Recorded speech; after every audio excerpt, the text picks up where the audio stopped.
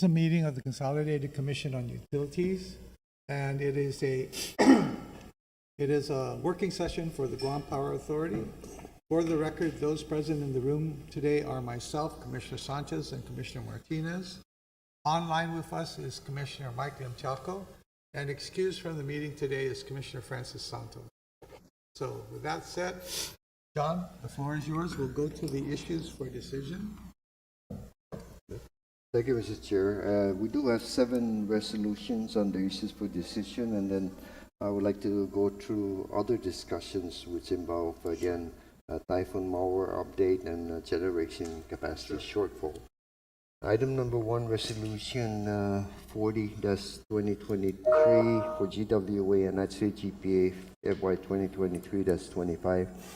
Was brought up in the GWA work session, and we do agree with the resolution as noted by Let me just GWA. pull, do any of the commissioners have any questions on this? This is the one that we talked about, GWA, no? Credit card, yes. Credit card? Okay. Go to the next one, John. Next one is again authorizing expenditure for the auto service inspection and refurbishing of our GPA fuel oil storage tanks. As the commission is aware, we do have each 268,000 barrel storage tanks that we have been in the process of refurbishing for the past few years. The tanks are required to be inspected and repaired and made and ensure its integrity every 10 years. And so the last one actually was 2007, and we did begin on tank 1935, the first tank, much earlier. And as you have seen, it had gone through several change orders. First, they have to empty the tank, get the sludge out, snag phase, then they inspect it. Then they come back and say, this is how much it'll take to repair. And then after that, it's completion. So this is now for 1934, the second tank. If you notice, both tanks now are out of service, and again, we don't need it because we are utilizing other tanks that we're leasing. Once these 2 are done, then this is basically about the only 2, and maybe one for another reserve for reliability. That will be the only tanks that we will be providing, but it has been, taking been a lot of our revenues on this one. So this work is for about 1.263448 million to again remove the sludge in the bottom of the tank, and so that the tank could be inspected. I did provide you also the history because I'm asking for 1.2, which is below the PUC, but really it's about the whole contract. The whole contract started at 8.9 and is now at, with this resolution, I will bring it up to 15.1 for the 2 tanks. I expect we're looking at another 3 to 5 million before we complete the second tank, and that will be the total cost. And again, that will last us for at least another 10 years. So that will be the resolution, Mr. Chair, so that we can send it to the PUC for their approval also. Okay. Any questions, commissioners? Just, when they opened the tank up, they found more sludge than they thought they had. Yep. So, okay. Commissioner Mchako, do you have any questions? No questions. John, though, actually, just real quick, what did they do with the sludge? They remove it, and what did they actually do with it? Do we burn it somehow, or do we export it off as hazmat? I believe we export it off at this point because we really can't burn much of the waste oil anymore at Cabras plant, more especially with the issues we're having. And secondly, we are burning 0.2% much cleaner fuel now and all of that. So yes, a lot of these are exported off. No? Okay. Okay. If there are no other questions, John, go to the next resolution, please. Thank you, Mr. Chair. The next resolution, actually, there are 5 resolutions, Mr. Chair, and this is again more taking the time now to recognize first of all, the employees of Guam Power Authority and the teams for their excellent work in recovering from Typhoon Mauer. As I had noted, this is the quickest recovery and a very systematic recovery that we had gone through. And again, our team spent 12 to 16 hours a day making sure, and again, without any day off, all the 50 days through to make this happen. So we want to take the time and recognize them, which I will present to them, or the chairman and CC, you could help present to them at the Labor Day picnic, no? That's coming up, right? The other items, of course, is recognizing the Snohomish PUD from Washington for coming in here and certainly helping us with the transmission repair, which again, if you recall, transmission repair does not add customers' power, but is important as we bring in everyone. Therefore, we have enough capacity in the transmission lines to do so. But they did an excellent job for us. Of course, our sister companies, CUC from Saipan, they answered the call immediately, came and sent us 12 linemen, which integrated right into our team and really helped in the recovery of the, of more and more customers earlier. And of course, the last but not least, Pompey Utilities. They did send us about, I believe, 8. I could stand corrected, Mr. Chair, but about 8 linemen again. So we brought in a total of about 35 personnel that helped in the recovery, and coupled with the inventory that we had on hand, plus the 20 to 30 bucket trucks that we had on hand, made the recovery as quickly as possible. So I can go through each one, Mr. Chair, but basically it emphasizes the same throughout. No? And last but not least of that is I did want to recognize the Hyatt Regency of Guam, and more importantly, because of the assistance in providing, in no uncertain terms, rooms for all of this 35 personnel that came in here, accommodated them with laundry and different things to help us to make sure that rooms that get difficult to arrange during periods like this because of all the influx of personnel or other things. They really made it easy for us to get through. So I do want to take the time to recognize them and ask the commission to do it. So these are all the different resolutions, commissioners. Yep. If you want to go through each one, or I don't think so. I don't think we need to go through each one. You of course have the time to review it before our meeting next Tuesday. So if you have any other questions, you can bring them at that time. John, and of course, what we need to make sure people understand is all the costs of bringing these people in, cost of housing them at the Hyatt and feeding them and all that. We're going to recover that from FEMA. We're going to put in a request to FEMA because that's what FEMA does.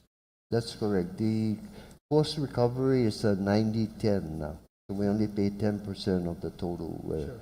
I just want to make sure people don't misunderstand and think, oh, the Hyatt just gave us some rooms. No. They were able to accommodate us asking for a bunch of rooms. That's correct. Because, they have a lot of different people coming in and out. Even after the storm, you had a lot of military contractors who were still coming in and out. And, they need rooms too. So yeah, it's good for them to please offer us those rooms. We will pay them. Yep. And we have been very diligent in paying everyone, including Snohomish, and also may recover we have to pay the people too. Personnel. And again, I like to note that these are the type of help that helps us integrate other assistance from the outside and improve on the recovery. So I did want to ask the CCU to recognize this group. I hope I didn't leave out anyone, and I thank everyone else too also for what they have done. But I do need to. I did want to. John, in the mainland, these kind of crews just drive in. That's right. They're in the next state or the next county over, and they just drive in with their. So we have a little bit of a challenge. We have to bring in more assets, more bucket trucks or whatever for them to use, and then we have to bring them in too. So it's a little bit more. It's a different challenge. Okay. So anything else? that's it. for the resolutions. Those are all your Mr. Chair. resolutions? And again, if you have any questions or want us for editing, just let us know. We'll prepare it for the next for the regular CCU meeting. Okay. So next, I would like to go through for other Just a minute. discussions. Any questions, Commissioner Mchalko, or anything? No questions, Mr. Chair. Okay, thank you. Okay, John, go ahead. You're going to give us. Yes, there's two items. First item, of course, that's an update on Typhoon Okay. Mawar. Typhoon Mawar, of course, as we know, did some significant damage for ourselves. However, I have given some preliminary information in beginning July and the meetings. And again, I was going to provide a complete report. However, there's still a lot of moving parts that we're working on, and so I'm going to try and give the team more opportunity to refine the reports as necessary. So that will be out in the October. However, I do have some updates. Of course, the 20 megawatt combustion turbine, that's one of the things that we're working on claiming with FEMA, and so they'll be doing an inspection of the machine and stuff, so that that's from the Typhoon inspection. We are shipping let me just go to the, I'm sorry. We are shipping the rotor to Texas because it has to be re-route mount, and so we're trying to get ahead of the curve here, and we anticipate we return to service no later than December 31st. Most likely around as early as the November to December period. I'm sorry. Okay, Commissioner Thank Sanchez. you, John, no problem. So, and correct me if I'm wrong, you had mentioned in prior meetings about a protest for the repair of a generator. And I thought it was the Gigo DE. Is that No, Chico Diesel. Gigo diesels, which are what, the 40? The 40, 40 39 okay. 1.1 megawatts. Okay. Yeah. And will you talk about status of that protest? Yes, I will. Okay. Yeah. Then I'll wait. Ukudu Power Plant, again, we are preparing now to go through their schedule that they have given us. They have an update. Their timeline has shifted to January 2026. We are also going to have some discussions of how, first of all, whether we agree with that schedule, and then secondly, how we can expedite that schedule. So again, I hope maybe by the September meeting I will have some more information on that. But they are preparing, making, even looking at how to expedite it, get that information together, then we will have our meeting. But again, now what I can say is that you're looking at probably maybe late or mid or late 2025, no? About 2 years from now to get this. So it's about a 1 year, little more than 1 year delay on the unit. But they have started work up again, no? The transmission and distribution center work, again, streetlights and everything are basically substantially completed. I think we're just asking our mayors to get from customers, because sometimes you cannot see whether it's on in the daytime. So if it's off in the nighttime, they report it, and then we'll take care of it right away. There are still about 400 customers. Yeah, I'm sorry. What do you do with the streetlights when they're gone? For example, some streetlights were totally We replace. okay. Yeah. How do you know where to replace it? Do you ask the mayors to No, remind you? no. where- We Oh, you have them in inventory. GIS. Okay. Every pole, tell what's off. everything is under a GIS system. So, Okay. yep. Good to know. And so, emergency work clearance, if you recall, I believe this was up to about 1,600 customers that had issues or electrical issues and had to be isolated.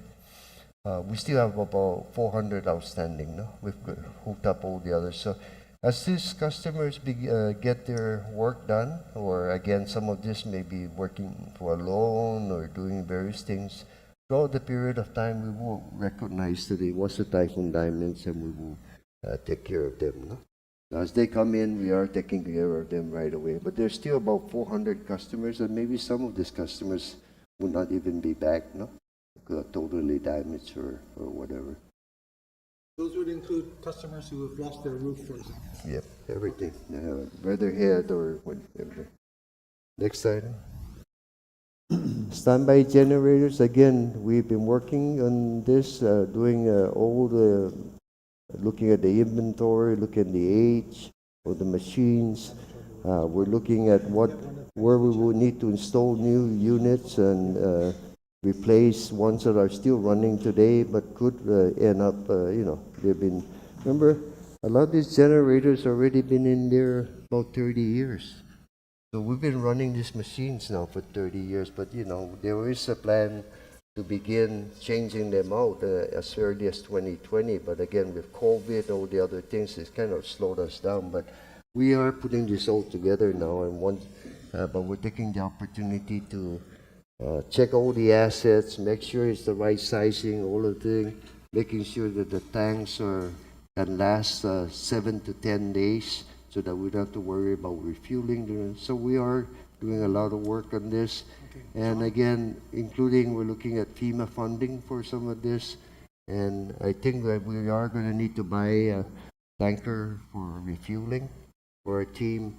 And then have to get some more personnel for these areas. But again, our target is to get you a final report in October.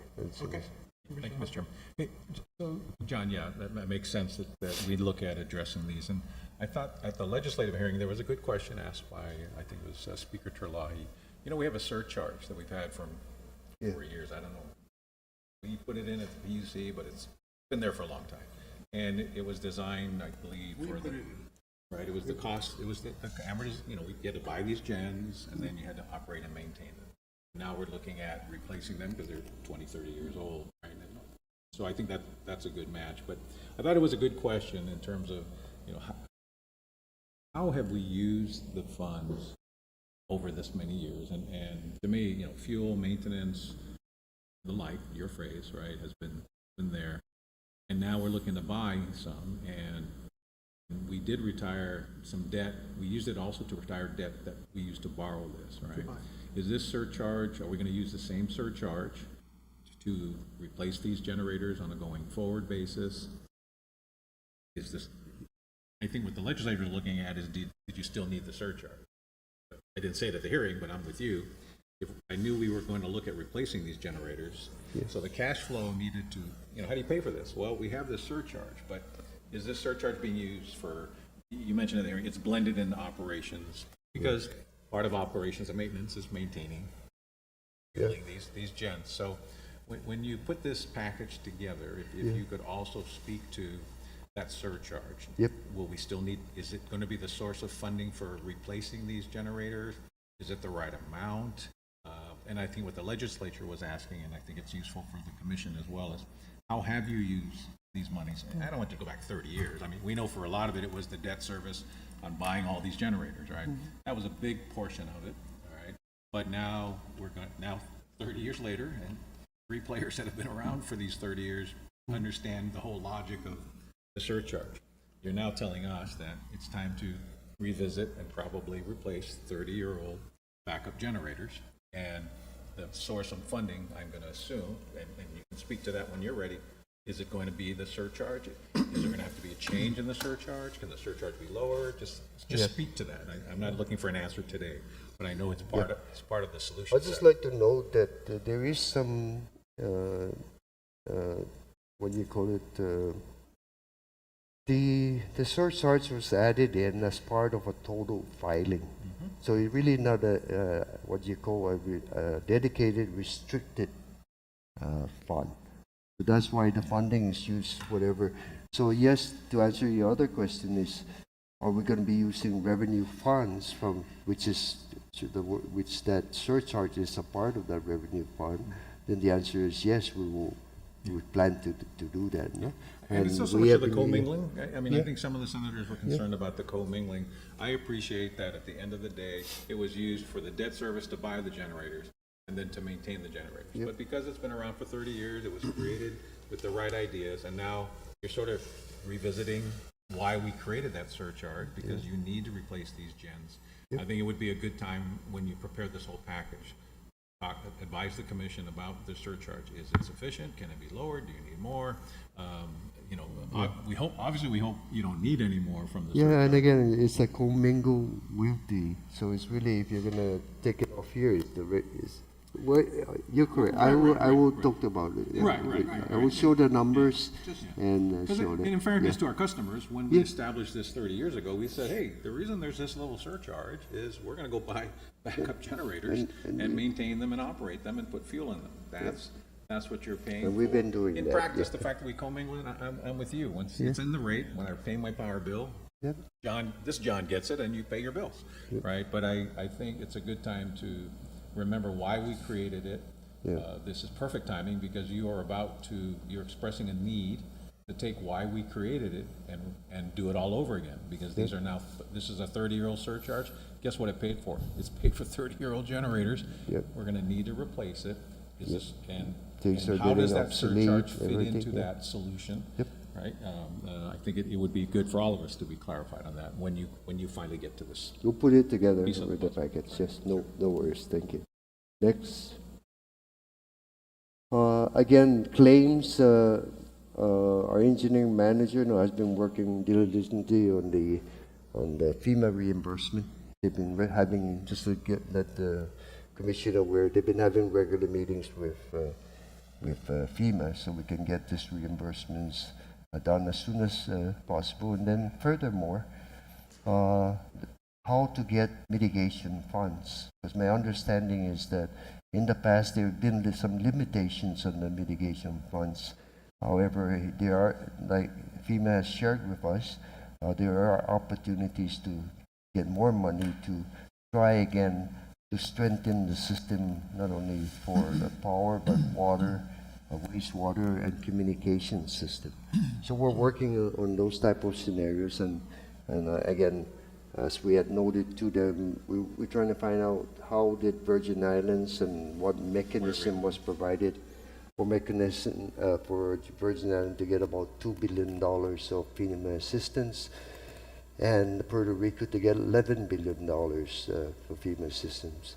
If you noted, we did note down what do we think Guam may need, no? To fully underground of about $7 billion, but again, $2.3 billion really takes us a long way as a minimum, no? Which are critical, which again considered water, wastewater, the communication systems and everything like that. So I don't have that part of the report, but in the last report I did note all of that. No? And so I just want the Commission to know we continue to move forward in discussions with him, and there are active discussions at this point. No? I just have, of course, we're too early on decisions yet, but we're continuing to praise that forward. The last but not least, of course, we're looking from our other federal partners how to fund that. No, DoD has mitigation or money being put in to do some underground lines, most especially to their circuits. If you look at the system now, the North has underground circuits, but nothing, none heading towards Naval Station. So I think those are being planned now and everything. So as we look at all those pieces of the puzzle, we look at our map, our projections. We try to see who's going to try and do what, and then we continue to pursue the rest. No? So yes.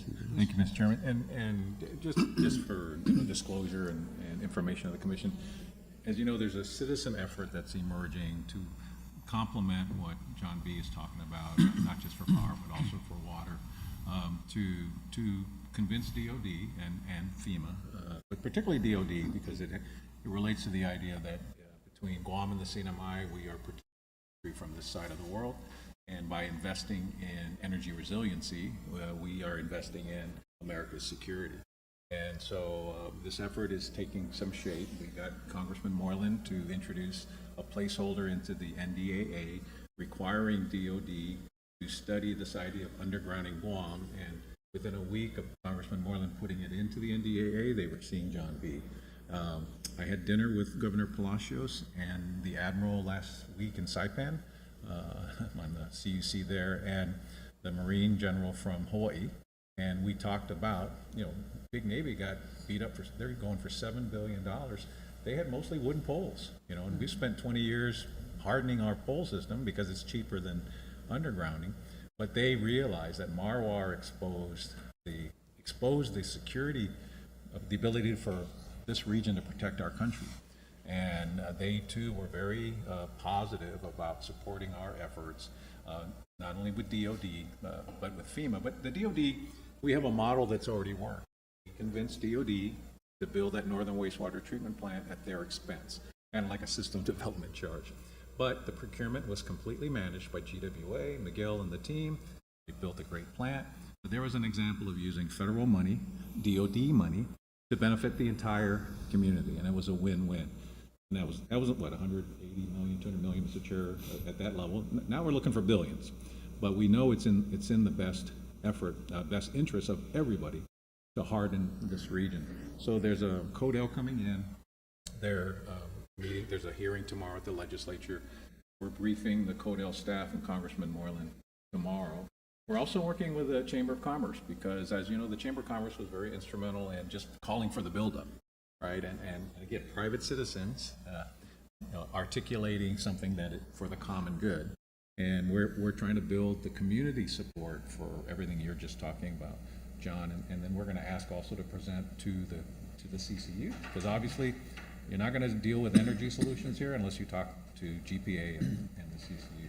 So we'll be making the same request for a presentation next month, Mr. Chair, and perhaps the commission would consider a supporting resolution. But we briefed Governor Liu. He's on board. Governor Arnold is on board. He's asked for a similar white paper to be developed for the CNMI, but it's the same idea, right? And at least, not that the admiral can commit, but they understand what's at stake, and Marwar exposed what's at stake. And so I think this federal collaboration, FEMA showing far more flexibility than in the past. When we were there for Pong Salwa, Mr. Chair, all they wanted us to do was put those wooden poles across Marine Drive and by the cinema, make sure they're hardened. That's just, replacing old damage. Now their attitude is they want to prevent future damage because they're tired of, because they know we're also there's parts of the country that get into trouble. And so now that flexibility to provide more money, I think our job is to pursue whatever purse we can, FEMA purse, DOD purse, and focus on supporting your effort, John. You've got the number. It's real. And what we're sharing with the Congress is we don't need $6 billion all at once. I mean, if John B. could do a lot with $6 billion, but I don't think he could, even he's taught me, don't give it to me all at once. You can't build it that fast, right? So, but you do it in bite-sized pieces, which makes it budgetarily more acceptable at the congressional level, right? So now we're getting some momentum created between our governor, our representatives. We saw Khalili Sablan. We're going to send him this thing for the CNMI, kind of a regional effort to harden this part of the world, to defend our country. And when you invest in that, you are benefiting the people of this region as well. And it's a win-win. And we've got a model established with the Northern Wastewater Treatment Plant. We can do it. So now it's just continuing this effort both within our organization and outside in the community amongst, and now we're in, just because I've had an opportunity to participate, we're going to bring in the CNMI, make a nice statement to our country that by protecting the CNMI in Guam, you're protecting America. We need you to invest in the underground system and get you your 6 to 7 billion. And I think those are good initiatives, Yeah. John, and I know you're going to work on those. But go back to your update on Marwar. Where are we? Yeah. Claims. So yeah, the communications, again, these are all the things we're looking at. And again, I also have meetings with Captain Brown next week to figure out, because they're also even additional capacity, reserve capacities. They're all going to work together. So other than that, I'll report further. But there's a lot of work in progress. And yeah, keeping... the systems really can't be separated anymore. Everything that could be done for the system really helps everyone, Mm-hmm. And it's strong now, but I think the standard, we have to go to the next level. Let me see next. I think that's it on my Typhoon Mawar. If there's any question of the So, commissioners. John, the long and the short is you still have 400 customers out Yep. who are without power for a number of reasons. Weatherhead, missing roof, Yep. substantial damage to the structure. Right, And until that gets resolved, right. you can't provide power. That's because right. So you- we're, They need to go through the building permit section and get their home approved, get everything set up, right? right, whatever it takes for them to be able to bring the home back or the electrical facilities, and then we'll make them priorities as they come in. No? Once they get all the Yep. approvals done. Yeah. Okay. So we're just, again, I just want to emphasize to them, when they're ready, please come right at us and we will take care of you.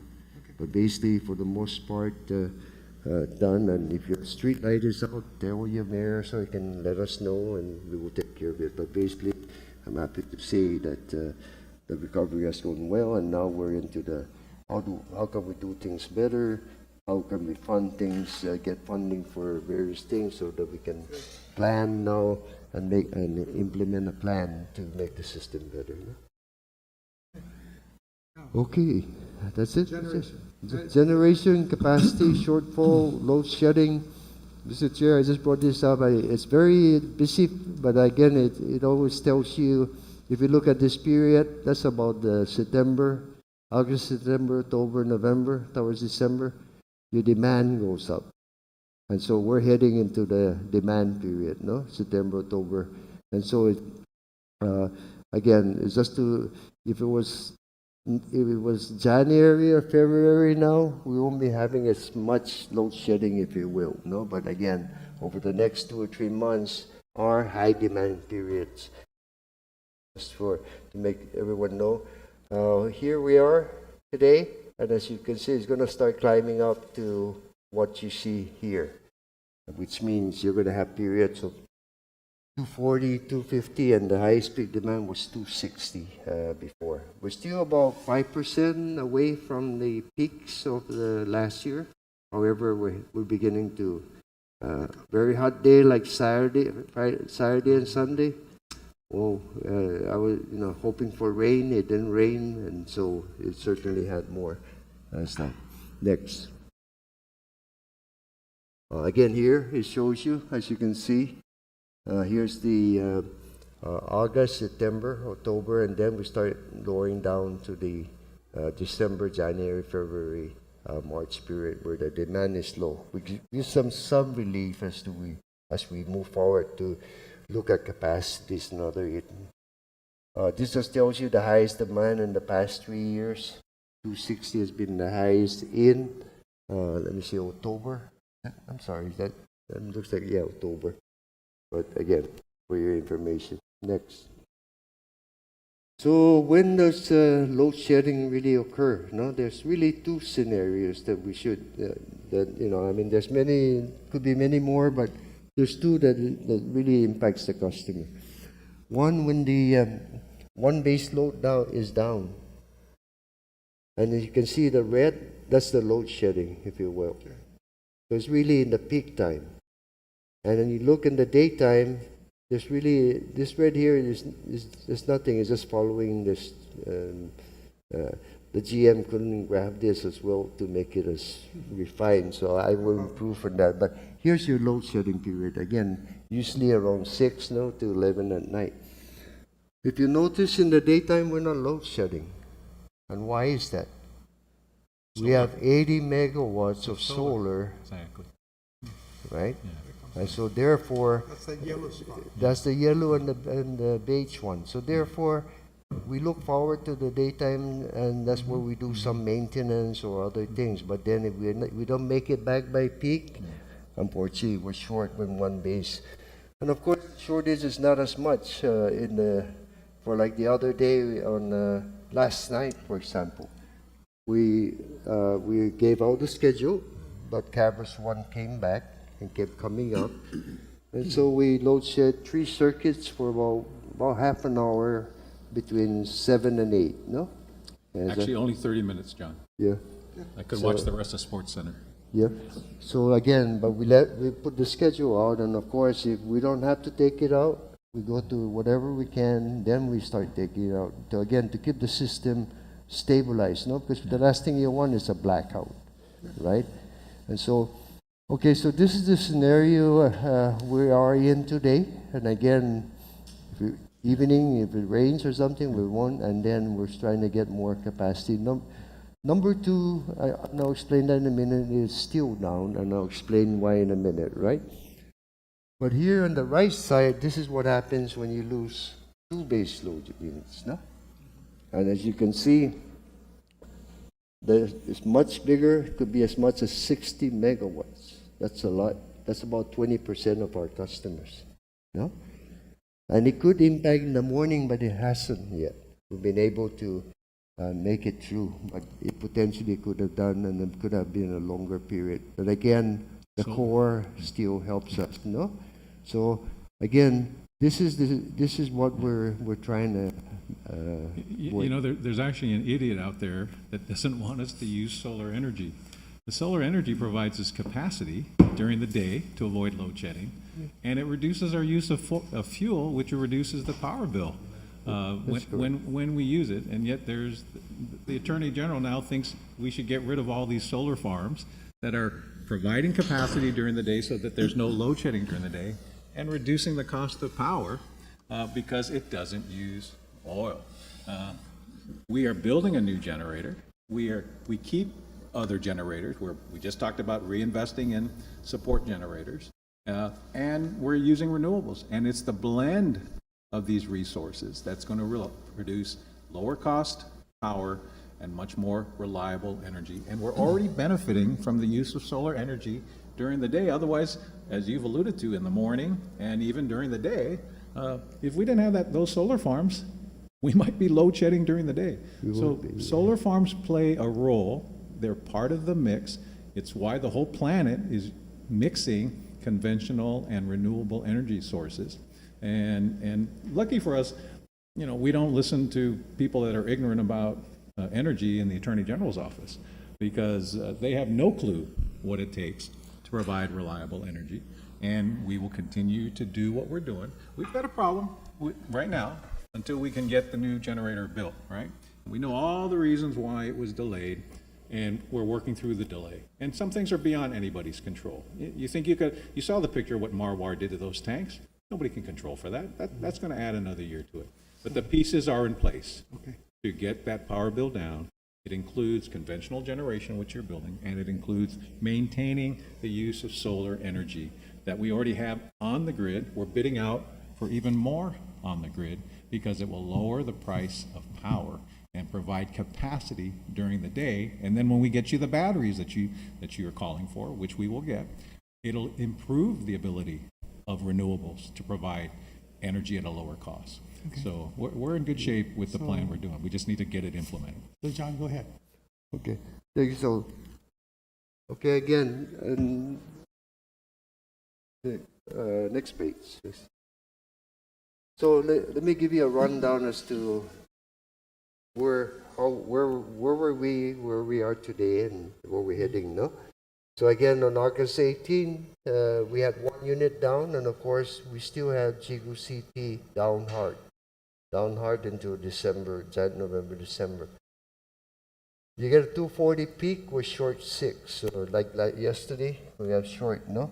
If you had two base load down, we would have been load shedding 50, and that happens in between. You know, we put out a schedule, and then at 5 o'clock, boom. So we have to adjust to avoid. On August 20, which is just what happened on Sunday, no? Saturday and Sunday, if you will. Yeah, we were load shedding of close to 15 megawatts, no? Today, we're back to here because we have one base load unit, no? And then by December, once we get the 20 megawatts here, and then you have one base load down, you still have enough capacity. with one base load down. See? So John, And repeat then that. if you had two base load down, we're still a little short until we get and fix some of the other units. For example, if you look here at Zigo Diesel, begin to bring Zigo Diesel up to recovery. No? So again, and this is what we were living with before the So storm. these are all the additional things that you're doing Yeah, to and address so this this is the problem. plan, nice, so that by, because we're looking at 2025 now, no, instead of just 2024, we'll be vulnerable to some of this. I just want to show the vulnerability. But last but not least, if you look at 2026, even under the two base loads out, you still have 90 megawatts of reserve. So we are putting in the Okudu plan. It's on the way. It's just delayed in 1 year. And then we're putting in even more renewable, phase 4 renewables, so that would help. Sorry, So Mr. I'm glad you pointed that out. So if you look at the last column, Cabarrus 1 and 2 are gone. They're gone. They're going to be gone. They're definitely leaving. There's no two ways about it. Yeah. So given the refurbishment of some of these units that you're working on right now, and given the fact that you are soliciting more renewables to come in, you have the potential to have a big difference. Plus, when the Ukudu plant gets done, That's right. we're going to be in very good shape. So we do have a plan. We know where we're going. We just have to get there. Yeah, and you Okay. couple that now with the centralized batteries, no? There you go. That 90 becomes 100, 150. So therefore, the message I like to leave here is that yes, we have this period of time, and I'll explain what we're going to try and do. But once we do get this accomplished, which was supposedly next year, but now 2 years, we have enough capacity to We'll be to fine. take over the military build-up.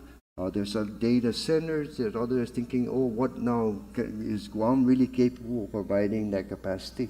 The answer is yes. Okay. No? Okay. Commissioner Sanchez. Thanks, John. So the other thing I focused on is, on the long-term basis, just what the chairman said, we're set, just what you're saying. But in the short term, obviously, people are frustrated with what's going on with the load shedding. But when I look at your December 31, 2023, getting the Gigo CT back up, getting another 10 megawatts of the Gigo diesels back up, am I reading this right? It puts us in a much stronger position to end the amount of load shedding that's going on by December of this year, just by getting Gigo back up and the Gigo diesels. You're putting 10 megawatts back online every month, August. Actually, look at August. You put 20 megs of the Gigo diesels back online. You're trying to get another 10 megs back online by the end of the year. But that Gigo CT, am I reading this right, will make a major contribution as long as we keep everything else running. When that Gigo CT comes on, it's going to make a major contribution to reducing or eliminating load shedding. Am I reading that column incorrectly? Yes, if you look today, right? Right. With one base load down, with what we have, and Gigo CT is 0, and Gigo diesels is 10, what it is today. Right. Okay? We are, if you look at here, we're 10 megawatts vulnerable, with one peak down, one generator base load, and 50 with 2. If you bring us fast forward to December and just bring the 20 megawatt diesel back on, now you're able to, let me see, where are we? In December. One base load, you're okay. One base load down, you're okay. And when two base load down, you're short 20 instead of 53. Right. Now, if you look here on our plan to 2024, it is to try and get the Gigo diesels from 10 megawatts to at least 30. Then that 30 plus the 20 that's there now brings you where even on the 2 base load, you're only down to 15. But here are the other things that we're trying to do in the meantime, and I will explain that in a minute. Interruptible load, voluntary conservations that I'm going to talk about. So therefore, you're able to begin to get away. Yes, you're still vulnerable, but it's not all the time that we get two base load down. Secondly, I must say that we just went through a very difficult period of time, no?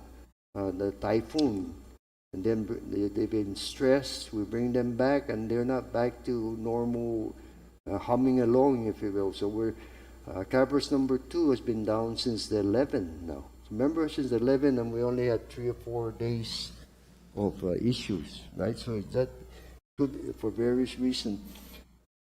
So we're trying to build it up so hopefully it stays longer, no? And we're making up, trying to see how best to operate at certain loads so that we minimize the stressing the machine.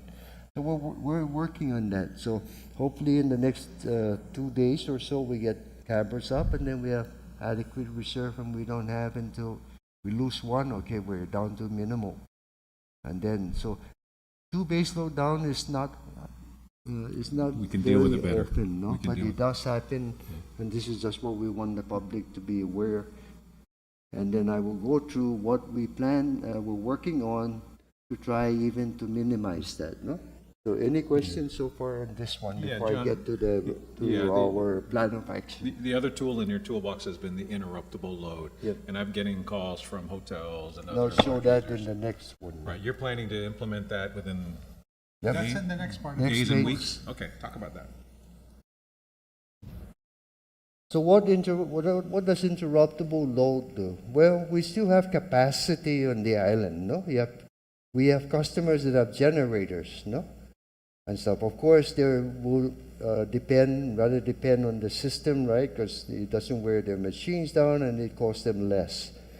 However, what we had done in the past, if you recall, when we lost Cabos 3 and 4, we asked we got implemented an interruptible load program, and we got by with much less than 1% of ever having to load shed, as we brought in temporary power and even towards the years coming, no? So what do those consist of? One, of course, we're not transferring all our standby generator assets. Maybe what we call tier 1 and tier 2, just the big ones, no? We can transfer, that's about 6 megawatts. For every 1 megawatt, you're talking about somewhere around 500 customers. If you can get somebody to generate 1 megawatt, that's 500 customers that don't get impacted by load shedding, okay? So again, that's 6 times 5, that's 3,000 customers by transferring the GWA, the generators that are serving GWA assets, just for that period from 6 to 11, no, or so. Airport, actually since last week, Thursday, I've had the airport, the Port Authority, and GRMC have been participating already in the interruptible load, and they go off the line. The airport's about 2.5 megawatt, port's about 500, and GRMC is 12. So that's, if you see, that's almost 4 megawatts, helping 2,000 customers, no? So they've been online already. The next target that we're going out is about, I'm saying at least 16 hotels, that's 11.7 megawatt. Commercial, 200 kilowatts and above. No, I don't want to go down, just like I didn't take out all the GW wells, it's a lot. Take the bigger loads, and that's will bring you another 4.5. So that's 27 megawatts, no?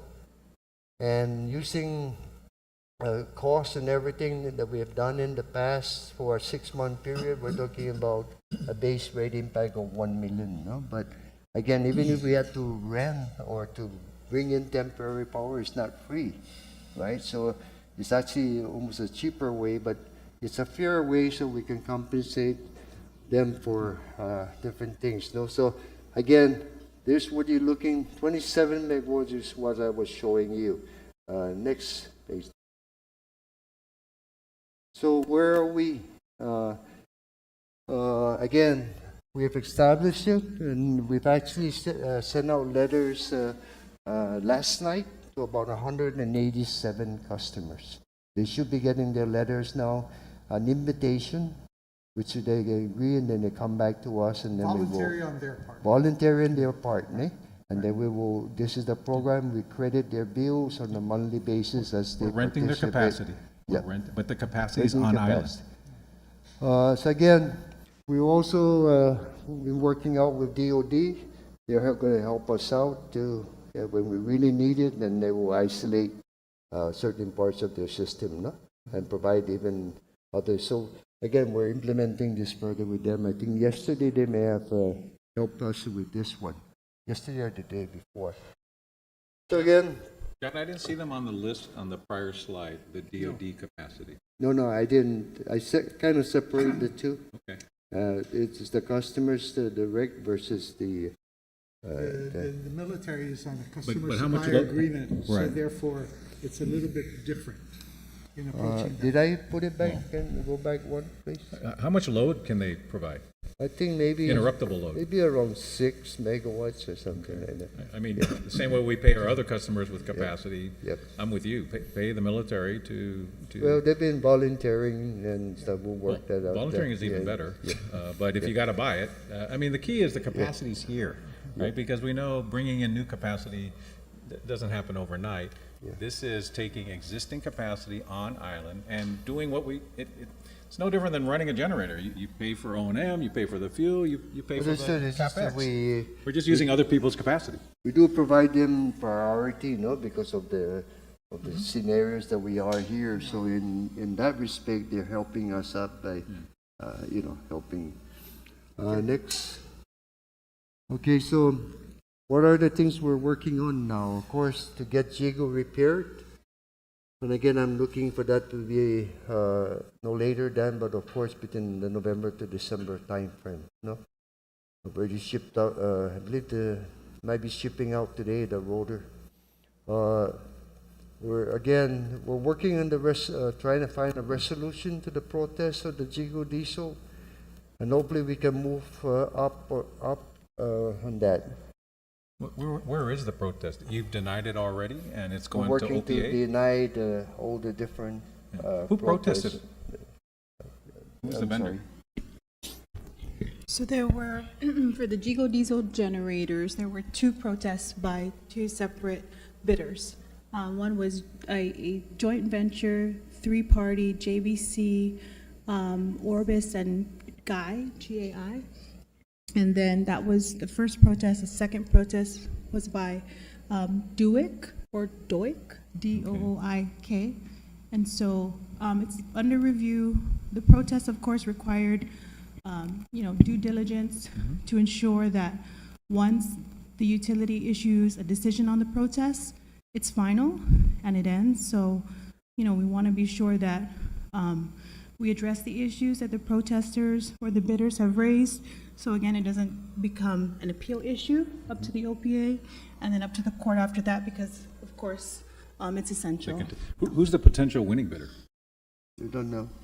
It's, No, it's you've a- had, I mean, It's a if you won the bid, I assume you didn't Let protest. me explain. It's a two-phase multi. The first one, you Okay. put in your technical proposal and your price. Right. But the technical proposal, if you don't pass that, your price won't be open.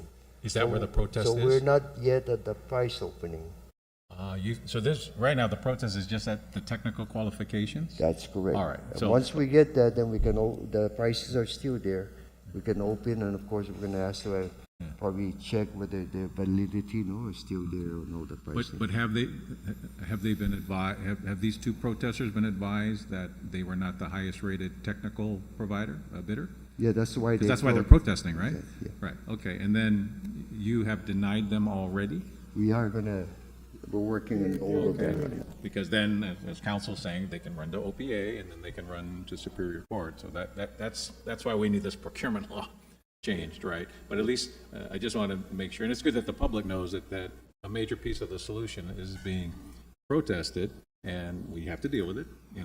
and we've been successful, we win our protests, so I'm confident in your judgment that if there's a reason not to consider them, that you know what you're doing there. So we are trying to we're working within the confines of what the laws are, and we're going to continue to try and move forward to try and get things done to help you know, But you can't hire but we unqualified get, bidders. yeah, and again, but we get, That's the worst thing. you know, we get constrained because after that, there are periods of times giving for, from my perception, for OPA, then you go to Superior Court. And a case in point, we still have ones in 2021 still going through towards the Superior Court. We have one or two more, but we're going to see what we can do to move forward, if at all possible. And again, this is where we're asking the legislature or others to try and help us here, because it's really, in my opinion, it's way too skewed to the vendors. We're really the bad guy. I mean, hold on a minute. You know, we're trying to fix for the customers, give us an opportunity to make it happen. And we win. And if you don't, then take it out on us. But don't try to constrain us, because this is what happens. No? So, John, correct me if I'm wrong, 2 unqualified bidders are protesting. You have other qualified bidders that could fix our machine, right? We have 2 that we had deemed Or did less not qualified, right, less qualified. that have protested, and so that's what we have to answer now. And there's 2 that have qualified. Okay. So there were four bidders. Okay. So we have a solution. The problem is the procurement now. Okay. And again, this is to try to fix the 1.1 unit, and we may have to spend some money to replace some of those units, no? Because remember, they've been running since 2015. And again, they're okay, either you overhaul them or you replace them, no?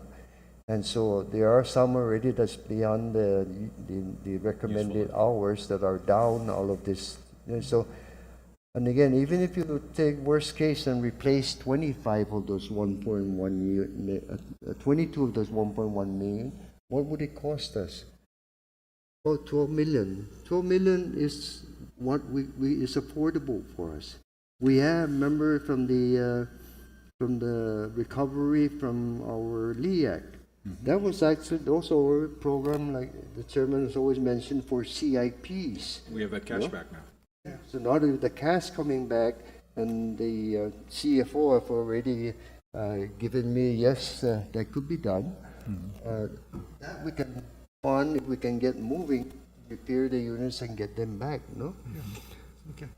Again, and of course, I will look at what if necessary for CCU and PUC approval. We'll move. And again, this could take 6 to 9 months, but I don't want to scare anyone, but I'm being realistic. But we can make a difference right away, get 5 megawatts, 8 every megawatt Every we bit get back. counts. Yeah. Every But bit to helps. complete the whole plan within 6 to 9 months, I mean, be up there at 30 to 40 megawatts again. Yeah. No? So if we have to And that, replace... John, that's important because, people are saying, oh, Ukudu, but Uku's 2025, 2026. People are saying, what about now? We actually are very close to a number of solution pieces. We have the capacity on island, you got interruptible load, you're gonna deal with this protest. But when we get all those pieces in place, it's not gonna go on for 2 years if we can get this, if we can get these units that we already have to work with interruptible load, and we can hold on until you get Ukudu finished. Okay. And then we're going to work somewhere on our 4 megawatt machines. Now, but really, if our model is at 1.1, we can't even get through that. We have difficulty with the 4 right now. But if we can move forward, we can again bring some capacity You're back still there. studying. Yeah. No. Okay, good. Temporary or long-term reserve capacity. Again, we've also mentioned that in our estimates, seeing whether we can get potentially this tied in. 40 megawatt of new capacity will cost on say combustion turbine 80 million plus. I know we don't have that money. No, I know that if we're gonna maybe temporary power, we're looking into that now. How much may it cost if we lease it for 3 to 5 years? No, and that we don't have to put out 80 million, which we don't have, right? Sure. So again, that's a work in progress, but that's another alternative that we are looking at. Avenue you're looking at. Yeah. Yes. And then, Energy storage. if feasible and could be fast track, I mean, it's no use if it's going to take a year or more to get it in, right? It's not going to really help us. But again, we're considering that. And of course, our favorite, not to be forgotten, maybe look at energy storage battery, the Which you're 45 already megawatt, working on. which we're working with, Sure. which we're asking the federal, the DOD and other. Remember, this is all part, 45 megawatt is part of the 180 megawatt, 900 megawatt hour that we've been asking in our presentations to DOD.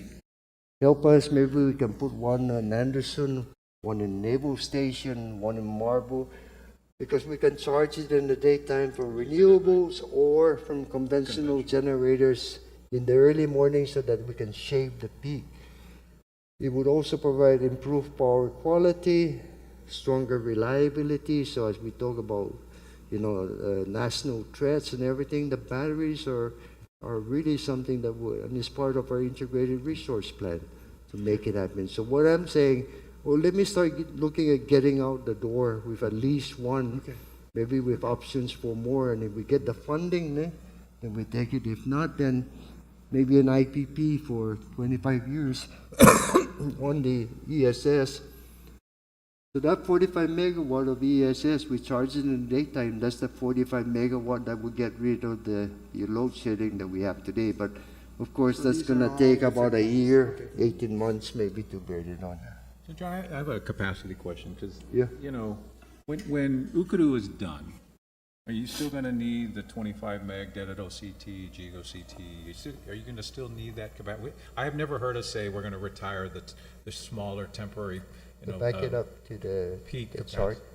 And the reason I ask that is we also know, how old is Dededo CT? How old is Gigo CT? And you and I had this conversation, at your office where, from a planning point of view, if after Ukudu, you still need Dededo and Gigo, but they're 30, 40 years old, maybe we should go ahead and look to replace them sooner rather than later. Because I know you're looking for short-term, let's just get it for 3 to 5 years, but I worry about the age of Dededo CT, the age of Gigo CT. That's something we've been involved with for 30 years, that maybe it's time to say, even if you had Ukudu, if you still need them, then let's start working on buying them. Because, that's what you share with us. Because I've never heard you say after Ukudu, we're going to shut them down, which tells me you still need them. So then if we're looking in our pursuit to end load shedding in the short term, maybe there's an opportunity to say, wait a minute, let's just strengthen the whole generation side of the equation by thinking about replacing Gigo, CT, and Dededo, because how old are they? That's a good question. The issue there is really one, the funding, no? So again, a 20 megawatt machine will probably cost you $40-50 million, just one Dededo unit, no? And then secondly, the availability and by the time you get it done, it probably take a year and a half, no? And the machines are working okay. Dededo's been humming along since the typhoon, 30-some years old, no? And it's still serving us. So between you get us to Ukudu, right? I'm not too worried about all of that. Knock on wood, please, you never know. But also Machechi and Jigo, no? Remember, we're replacing the gas, Shaft. so when you can do that, you can make those expenditures as you think. So the one we're making now with Jigo, they don't run too much at the end, and they Extends its really life. will extend the life, Yeah, no? I just want to remind us all Yeah. that in addition to this, we're going to expand the renewable portion. Yep. So And as this your is- renewable portion expands, it lessens the need for some of these.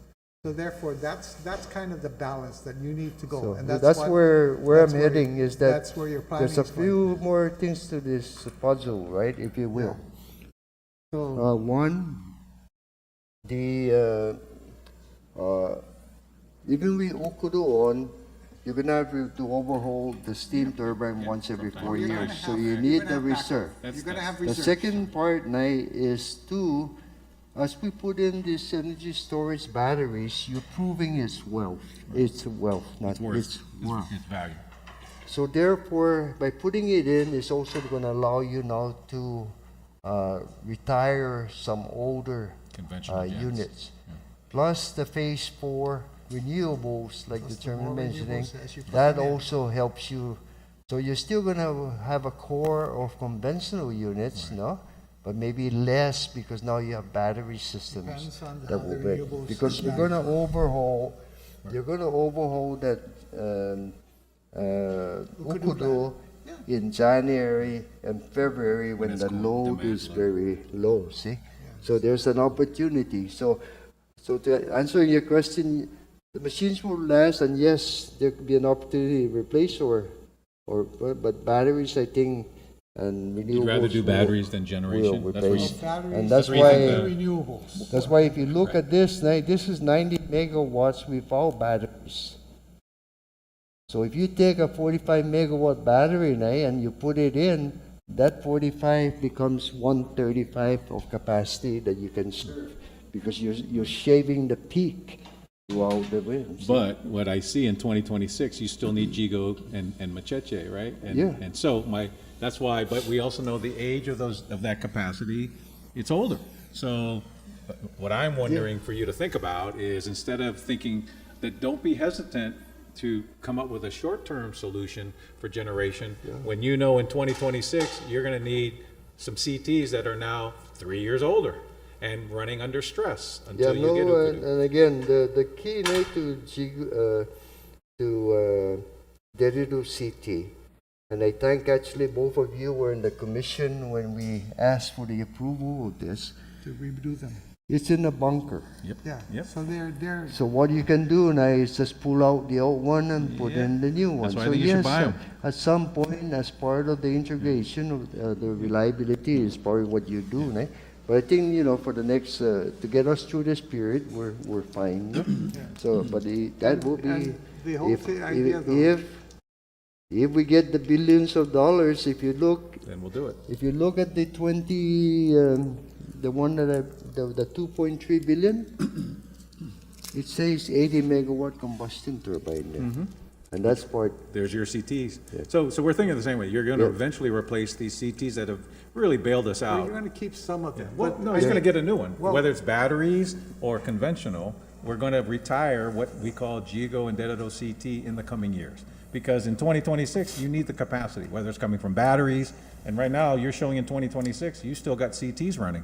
That tells me you're doing something with those CTs, either maintaining them or buying new by ones. 2026, with the 90 that's there, you're basically not running anybody else but Ukudu right here, the 198, plus the PD 8 and 9, maybe 15 or 20% of the time. You're only All the running them- others are on reserve. Only, and when you're doing maintenance, when you're maintaining the big guy, And you no, keep and the that little won't ones. be until 2030, the But first year. again, Every but part. I But at want to least you have the remind us, capacity. but I Yeah, also you have the want to remind capacity us- as a reserve. Yeah, 'cause if for stuff- what reason, so that won't be Stuff operating, happens, as we've learned. and this one is gonna operate and therefore reduce your LEAC, right? Yep. But From John, the I want to 20 remind us sunset. that part of your plan, Yeah. that I remember you saying, Yep. was as you expand renewables, Yeah. those renewables can also charge the batteries during the day. Yeah. So that eliminates some of those needs. I'm going to let you plan this out.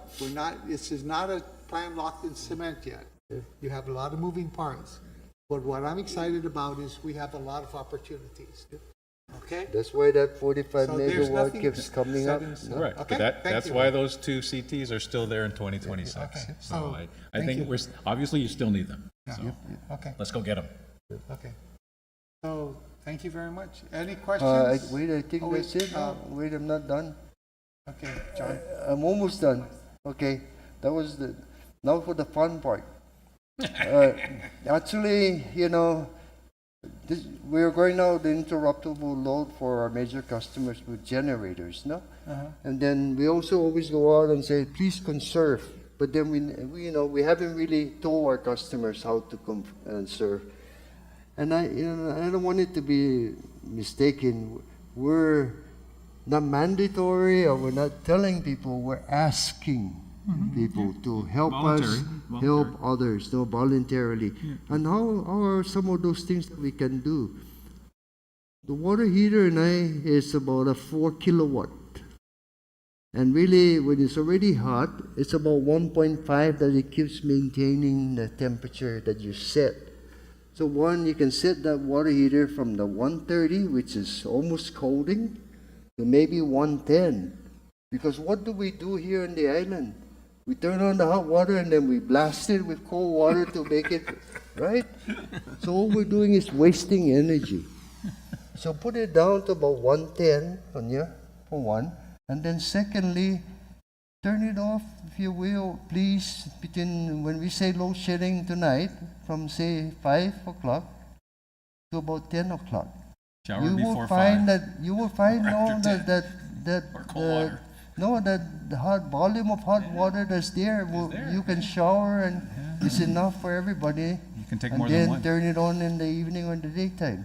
It really is no impact on the quality of life, but it does impact helping other customers. And secondly, it impacts on your power bill. It reduces your cost. And secondly, you have 2 or 3 or 4 air conditioners running. You know, they're not being, and there's no one in there. Please, for the load shedding period, can you shut down 1 or 2 and just leave something that will keep you comfortable? But that 1 or 2 helps all the others, no? So, and again, I'm also asking government, DOE, and everybody. I bet you, no, I don't want to bet.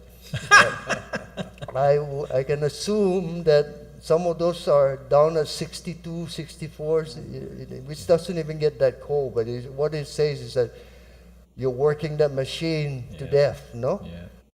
Bring it up to 75 or 76 before you leave. That really helps in reducing Load. this kick on and kick off. Or, again, if you're not using it, not necessary, you got one that will cool the whole place, shut off the others, keep one on. That will all help us. And again, saves you money, no? It saves the government money. So again, we're going to start this campaign, and we're going to start with asking our GPA, GWA employees. And of course, we'll ask the governor if they can. I did talk to her about asking the government entities, no, to help us. And we're going to do a campaign to ask the public. We're not trying to interfere with their way of life. We're just saying, help us help you. And those that are, not on the schedule, or those that are, then help us. And then, again, we're going to issue a schedule for a month at a time, and of course, for 1 base load or 2 base load, if we're going to use a longer term. And then we'll try and give an alert out. So, okay, it's 1 base load down, then you know that perhaps this is your schedule, and you can plan around it, no? And so then we can try and get through this together. We do have a plan to try and get all of it. It's challenging, but we're working real hard to make it happen. If we come up with other solutions, I'll be the first to come to you, no? Yeah. However, John, yeah. this is a good thing. This is a good thing. This is where you're trying to educate your consumers that they can also help the situation and also help themselves. But you're dealing with, how the consumer wants to respond. And unfortunately, most people just forget about these things. They don't think about it often, and they leave the water heater on all the time. And I'll tell you, after the storm hit, there's a period of time when my house didn't have power. I have to wait like everybody else. And I was able to take warm showers for days because I took a quick shower just by myself. And Your shampooing doesn't take as long. yeah, it doesn't. But doing that, the hot water that was in the hot water heater lasted me about a week because my power, didn't come on. I want people out there to understand that we're all sitting around this table. We all also have to wait for our power to come on. And my power didn't come on, so for about a week, I was able to get some of that hot water, and it got colder and colder, and I adjusted so that when I had nothing but the cold water to do, I was adjusted a little bit. Yes. So those are things, this is an educational process, John, to deal with our customers. The only thing is knowing human nature, unfortunately. And John, this is not new. Remember in 2015, in August 2015, when we had the incident with 3 and 4, we did ask, Governor Calvo said to me, what can we do? And I said to him, I said, you have a huge load in DOE. Can you just ask them to shut off at night the power, shut off everything, turn it on in the morning? The human nature, the way they operate, I don't think they wanted to make that change. They want to come in the morning and have a cool room already. So a lot of them expressed to me privately, Mr. Duenas, it doesn't work like this. I said, okay, we're just trying to ask you to consider a change in doing something. But, these are good things to do. I'm not saying they're good things to do. They're going to be, and I would tell you, John, that maybe this is a message that you have to continually give. Yep. Even when we get all the generators fixed, when we get Ukadu, it's still a good thing to remind our customers that a way of saving money is also to change your behavior. For example, in a DOE school, Yeah. most of those classrooms have 2 air conditioners. Yeah. And so they leave it running. I presume they leave it running all the time, right? Well, you can shut down one.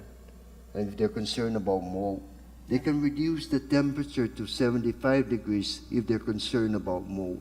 That will take care of it. And then in the morning, they don't have to worry about bringing in their sweater to go into a very cold room that they had to do. Like So very, very simple. sweaters. Very, very simple things that allow an older people adjustment get that colder requires faster. an adjustment. So we are also, We're part of older our than campaign will also be heading to Yes. to the school level, no? Because if anybody can get things done, it's the children. John, I'm trying no? to encourage you. I'm just trying to be realistic. Well, there's one other yes, tool. sir, I agree. Changing human behavior is a challenge, but And- something you need to do, and I would encourage you to do it and take a long-term approach to it. Yep. This is not something you're going to do just because of this. This is actually a good thing to do, not just over the next 6 to 8 months, but on an ongoing basis. It's a good thing to help our customers. And in that light, John, time of use. I'm seeing that being used much more by utilities, especially, there's more Teslas in Guam now, people with electric cars, and people that will change their drying behavior. Where, can you report back to us in the next few meetings, where are we on implementing this idea of time of use? Because better than hoping that they will turn down their water heater, give them a financial incentive. Because time of use has proven to be pretty effective in other communities, particularly as renewables at home take more root, or electric cars take more root, or people just trying to save money. If they know that if they shower before 5 or dry the clothes after 10, you'd be surprised how many people actually do it to reduce their power bill. And now you have more than a request. They see an economic incentive, to. Those are all good long-term things So to do. bear with me, because yes, time of use will be part of our thing. And again, I'm more as a reward, no? The problem that I have now is I'm asking them to do this as a way, you're doing because this. Yeah. otherwise, if I go, I'm again, because time of use is punitive also in saying, if you're gonna use it this time of the day, right, you're gonna have to More pay expensive. more. It's more expensive. So right now, I don't want to be on both sides of the equation, where one, I'm load shedding, and two, I'm punishing them and saying you're going to pay more. See, so it's going to be part of I the. think But you're you- buying you work- capacity and you're trying to reduce load. Yes, And time but- of use reduces load. But And eventually, And then- it's then- going to be a part. You're correct. It'll be a part of the overall plan. So- Yeah. it's part of your planning. Yep. Okay. And I think that's all I have, Mr. Chair. Unless any Do you have any questions from the questions, Mike? commissioners. Or comment? No? Okay, if there are no further questions, yes. Okay, if there are no further questions, the chair will entertain a motion to adjourn. That's everything? That's all the work? That's all the work? Everything else is in our. Yeah, board books, and we'll get to the meeting next week. If you have any further questions, we'll get to send it. it to- Okay, so motion to adjourn? second. All those in favor signify by saying aye. Aye. Opposed? Mike? Aye. I recognize. Thank you, Aye. commissioners. We're adjourned. Thank you very much. Thank you. It's cold in here. Turn down that thermostat.